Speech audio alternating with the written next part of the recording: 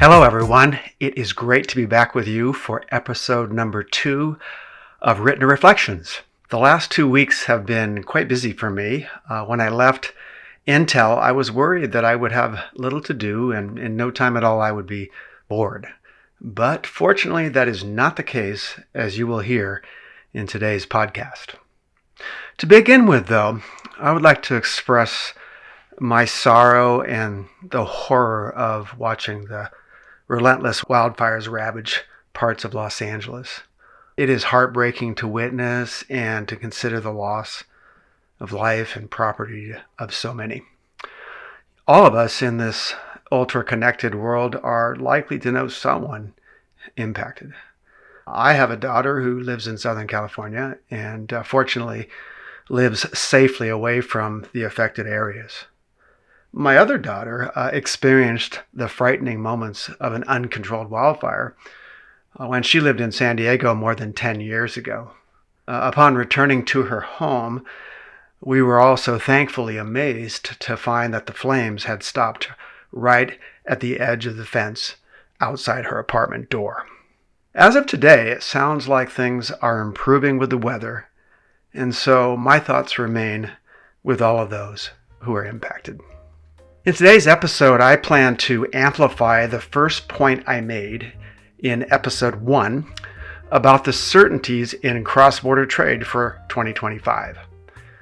I will also provide you with some useful resources and finish with lessons I learned as the Chief Trade Officer for Intel about managing through uncertainty. Going forward, over the next couple of months, I will address the remaining 4 certainties. In the last episode, I declared the first certainty to be a new President of the United States, new members of his administration, and new policies. All of this will lead to a time of unpredictability and volatility. And this requires traders to be on the alert and establish robust sensing capabilities. Someone who is alert is quick to notice any unusual and potentially dangerous or difficult circumstances. In our situation, vigilance is necessary given prior actions, promises, and statements made by this upcoming administration. I have met with many individuals and have attended a couple of conferences and gatherings over the past month, and the most common statement I hear is, "We just don't know what is going to happen." There is an abundance of speculation, but an unsettled wait and see approach. As we consider what it takes to be alert at this time, let me discuss 4 highly active situations that are worth watching as President-elect Trump takes office in a couple of days. Each of these situations are evolving by the day, and in some cases by the minute. By the time you listen to this, the situation may have changed significantly. So first, post-inauguration. It is possible that within minutes after or during the next day, President Trump will issue 100 executive orders. Now, this may be an exaggeration, but there will be executive orders designed to reverse existing regulations or policies and or establish new ones. Any number of these executive orders may impact cross-border trade. And when this happens, all of us will be scrambling around trying to determine the impact and required actions. Concurrently, there will continue to be a multitude of Senate hearings to confirm or reject cabinet-level nominees put forward by Trump. Watching these hearings brings back vivid memories of my testimony in front of the Senate Select Committee on Investigations back in September. I now have a much greater appreciation for the incredibly difficult and sometimes uncomfortable nature of sitting at that table. And I have been watching these with much interest. So some questions just to think through. What exactly are in the EOs? And will the hearings provide greater insight into potential policies in a multitude of areas. Second is tariffs. We have all heard from President Trump during the campaign that he plans to slap aggressive tariffs on all sorts of U.S. imports as soon as day one. Yesterday, during the Senate confirmation hearing for U.S. Treasury Secretary, Scott Bessent addressed questions on tariffs. He described three purposes for Trump's tariffs. The first would address unfair trade practices by foreign nations. The second is a revenue raiser for the federal budget. And third, negotiating tools, sometimes for non-trade objectives. Now, there have also been statements that Trump may slow down the timing of implementing such tariffs to be more strategic. Potential scenarios include an immediate increase in tariff rates on existing tariffs, including up to 60% on China.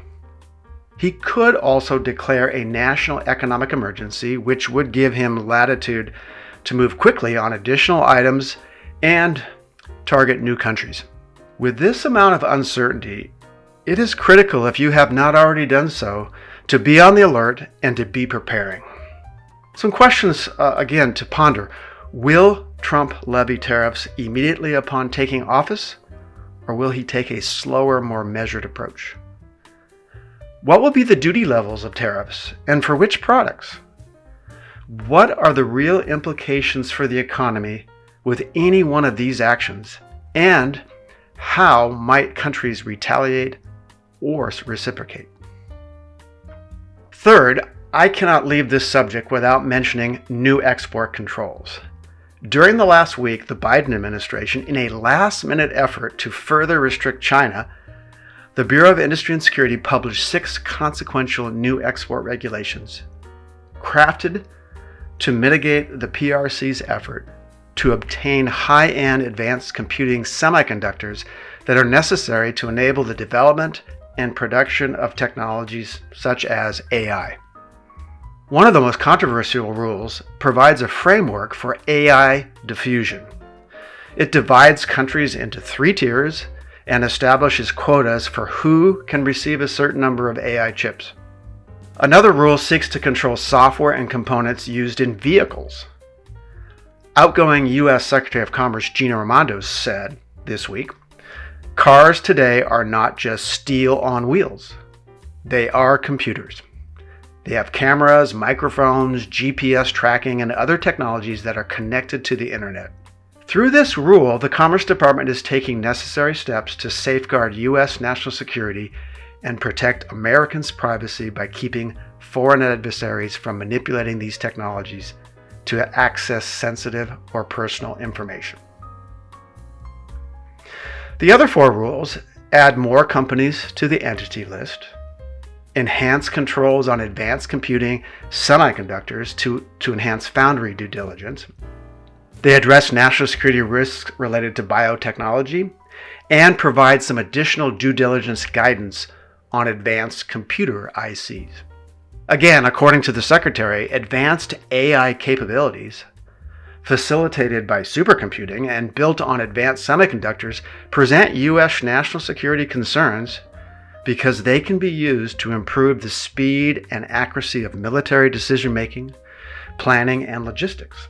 These capabilities may also be used for cognitive electronic warfare, radar signals, intelligence jamming, and to support facial recognition surveillance systems for human rights violations. Several companies have vociferously complained that these rules were being rushed out without adequately considering industry input. And to be clear, these are complex rules that will have significant impact on U.S. industry and potentially U.S. technological leadership. And we will need much more time to unpack. So some key questions. Will Trump overturn, delay, or significantly change these rules put forward by the Biden administration?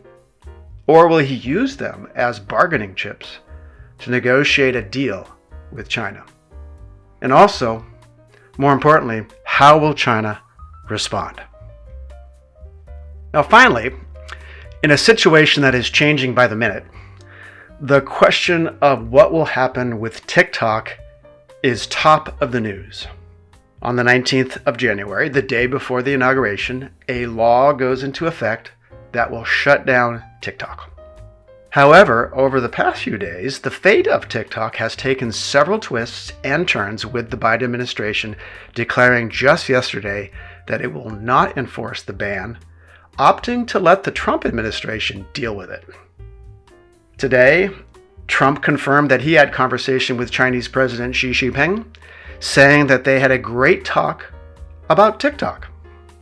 The president-elect also told CNN that TikTok's future ultimately goes up to me. This is despite the Supreme Court's decision today to uphold a federal law banning the app unless it is sold or banned. Also, really interesting to see that the TikTok CEO, Xu Zhiqiu, has been invited to attend Donald Trump's inauguration and will be granted a prime seating location on the dais. As a background, the primary concern of the U.S. is Chinese ownership and major national security risks that warrant the shutdown. Interestingly, the new law does not prohibit someone from using TikTok, but it does require app stores to remove it. Amazingly, Chinese social media app Red Note, referred to as Xiaoshongshu in Chinese, which translates to Little Red Book, was among the top downloaded free apps in Apple's US App Store so far this week. I think this demonstrates how US users of TikTok are seeking a new platform ahead of this potential ban. So some questions. How does Trump navigate this one? And who will buy TikTok? And what will the Chinese do in response? Well, these are just 4 situations out of many other potential actions that require us to be on the alert. Next, I would like to provide you with some extremely useful information I have digested over the past 2 weeks, equipping me to be on high alert. For those of you not familiar with the Eurasia Group, I would highly recommend looking at their carefully thought out synopsis of the top 10 geopolitical risks for 2025. They produce such a list every year, and I find it useful to look at the interplay of geopolitics at a 30,000-foot view. Ian Bremmer leads the charge, and you can find this list from multiple sources if you search by his name or by Eurasia Group.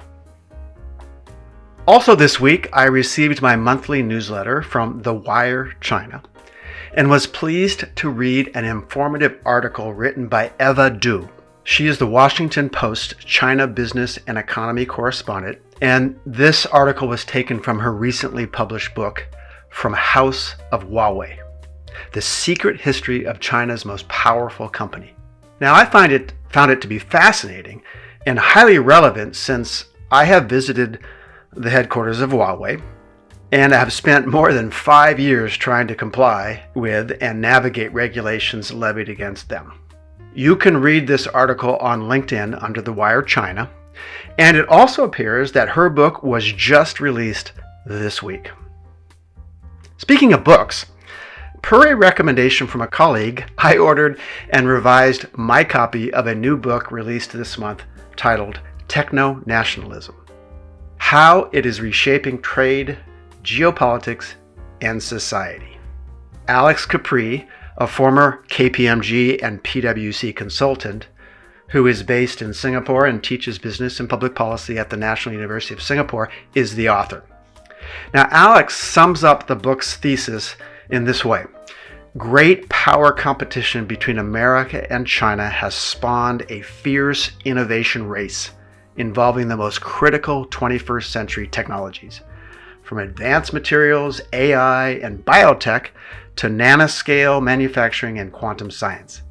At the heart of it all are semiconductors, the ultimate foundational technology and power multiplier. Now, having read already read, I should say, the first 2 chapters, I can assure you that you will find it incredibly relevant to the challenges we are facing in the coming year. Among other challenges, Alex examines the impact of export controls and sanctions and the myths and misconceptions regarding strategic decoupling and de-risking from China. I am really looking forward to sitting down with Alex in a small group gathering next month, so I ask you to check this one out. And finally, I attended the annual Future of U.S. and China conference hosted by the Asia Society here in San Francisco. The theme this year was Under Renewed Pressure, a reflection of the rapidly shifting dynamics between U.S. and China. There were over 30 influential speakers, including 5 ambassadors, and for me, the discussions provided different perspectives on how both U.S. and China are heading in different directions, yet how interdependent they really are. Navigating the geopolitical, economic, and cultural challenges over the next few years will be turbulent and will require engagement at many levels. I hope that you will find great value from each of these highly relevant resources. Now, to conclude this second episode, I will share reflections from my time at Intel on managing through uncertainties, specifically addressing the importance of communication during times of chaos and unpredictability, while also providing you with some practical guidance. Now, over the last 7 years, there has been no shortage of trade-related restrictions and barriers affecting Intel and creating a constant state of chaos. We experienced a barrage of regulations, including the unrelenting publication of export controls and the almost weekly and sometimes daily entity listings, the increase in tariffs, and or the routine publication of comprehensive global sanctions. These regulations were complex, they were technical, and they turned my small, invisible, transaction-based team into a specialized, strategic cross-geo team with weekly and sometimes daily C-suite visibility and connection. I can confirm that it was an exciting time, but chaotic at best. I would often remind my team members that this is the new norm, and we must all learn how to be comfortable in the chaos. One of the skills I realized quite early in this type of situation was the importance of information flow and how best to manage it. For example, absence of information can fuel speculation and mistrust. Misinformation can spread like wildfire, and it becomes difficult to put out. Untimely information can be too early and ignored, or too late to address significant issues. There is never too much information, like there is never too much water for wildfires. Ultimately, what I learned was a crisis requires timely, accurate, and appropriate communication.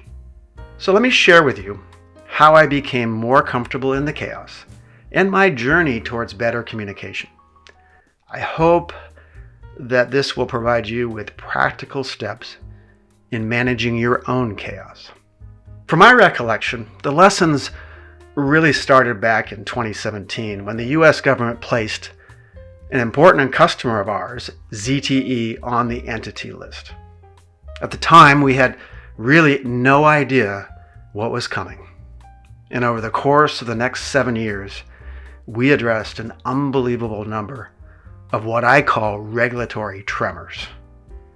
Eventually, my staff put together a chart that best illustrated the magnitude and the consistency of these tremors. The chart, I wish I could show you, but I'll just describe it. The chart was a timeline, from 2017 to today. And on that timeline, we documented on the top every export-related restriction or barrier that we had to address.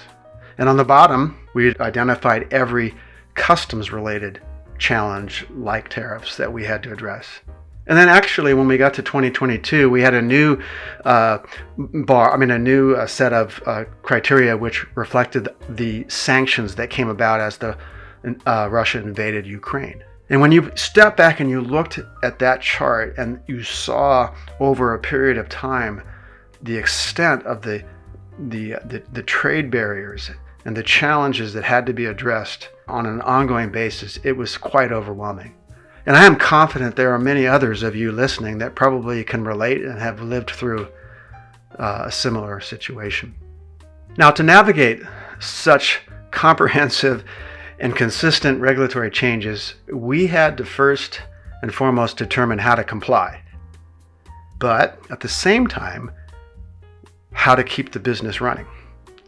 And this became the top challenge and the top priority for the team. Ongoing and timely communication became essential and expected. And the team couldn't keep up. For example, news media.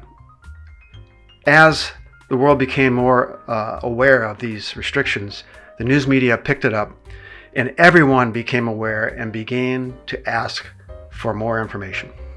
Executives, internal groups within the company, representatives from impacted countries, and customers wanted answers on how it would impact them.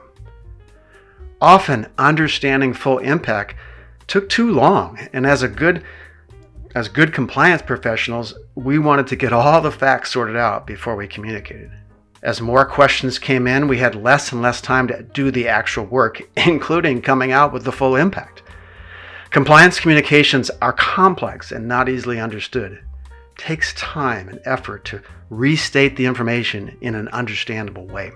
Pressure from legal requirements require timely reporting of impact to the company. And in addition to understanding the impact on the business, the team had to determine how to implement the new requirements within systems, across processes, and with all affected employees, partners, and customers. It didn't take long to figure out that a different approach was necessary. So I started by identifying a person on the working team for the particular issue to be responsible for communications. This person would be the sole recipient of questions and the single voice for communications outward. This helped shield the team from the insatiable desire for more communication, but really it still was unmanageable for the compliance team. So in response, I eventually hired a full-time trade communications manager. This was a person in the organization who had a trade background and was already responsible for our internal team communications, for the training programs that we have, and also for keeping our website up to date. In this role, the person would make regulatory communication a top priority over everything else. We established a process for determining who, when, and how to communicate trade regulatory changes. So under the who, what we did was we established 3 target groups, and the timing, the content, and the frequency of the communication were different for each group. So we identified individuals who were inside the trade group that needed to understand what was happening. We identified Intel leadership, including executive and C-suite, and we identified the key partners, suppliers, and customers, both internal and external. We also had to look at when, because timing is critical. Sometimes it was better to get something out with a promise to provide more details as soon as they became available, instead of waiting to present a fully wrapped package. In each situation, we considered how soon to communicate and how often, keeping in mind most people want to know the impact as soon as possible. Next, we addressed how. How do we communicate? Well, given the intended audience and the severity of the situation, we would determine how much detail was enough. Sometimes a simple, quick heads up was the first action. At other times, a detailed synopsis or a comprehensive summary was necessary. We used an FAQ process, our website, and we continued to update it so people had the most current information. This way you could point people to this official document instead of answering questions all day long. And then finally we talked through the what. Communicating complex regulatory information in a simple, easy to understand manner is a skill to learn, a muscle to develop, and a necessary talent to practice. And this included learning how to take regulatory communication or even business updates and reduce them to the fewest possible words. Many of us, especially the executive community, are reading messages on our handheld device while running at 1,000,000 miles per hour. When executives receive an important email message, they don't want to be scrolling and scrolling to get to the main point. Through this practice, we eventually could reduce our message content by half. I often ask my team members, think about it. Will our grandmothers understand this? A simple but precise communication takes a little more time, but like any skill, you get better with practice. The measuring stick I used to determine the success of my own communication was 0 questions from the executive leadership. If I got 0 questions, I was pretty certain I had gotten through at the right level with the right information. I worked on these communication practices for myself and my team members for years. Learning how to use our communication elevate the value of our work became a top priority. It's really easy to tell someone what you did or even how you did it, but it's more challenging and more exciting to describe the fantastic result of your efforts. For example, here is a sample dialogue I might have with someone on my team. So the team member would say to me, "Hey Jeff, let me share with you something we accomplished yesterday. We worked really hard with internal ops to gather all the required export data, and we submitted an export license application to BIS for the XYZ project."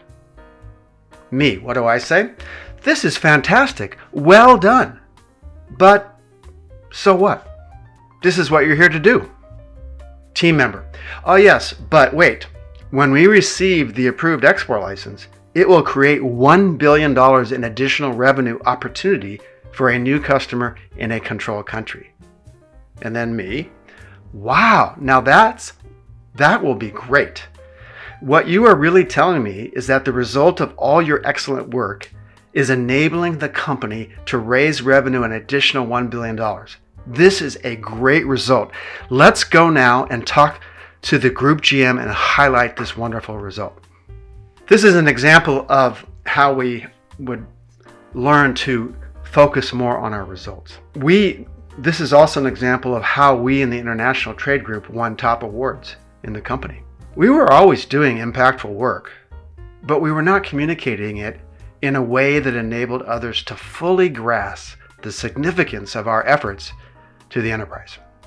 We also changed the way we described ourselves from, we are the International Trade Group and we ensure Intel complies with all trade regulations, to, we are the International Trade Group and we enable our business to grow in compliance with trade regulations. This is a simple change, but it elevates our purpose, it enhances our focus, and it expands our relevance. So let me summarize the key lessons. A crisis requires timely, accurate, and appropriate communication. Communicating complex regulatory information in a simple, easy to understand manner is a skill to learn, a muscle to develop, and a necessary talent to practice.